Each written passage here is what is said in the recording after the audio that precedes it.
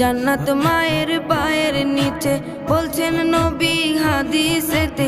জান্নাত মায়ের পায়ের নিচে বলছেন নবী হাদিসেতে।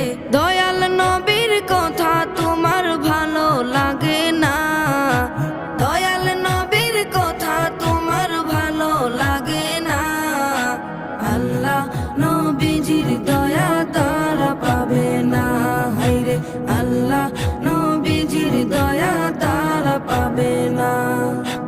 জান্নাতেরই ঠিকানা খুঁজে তুমি পাইলা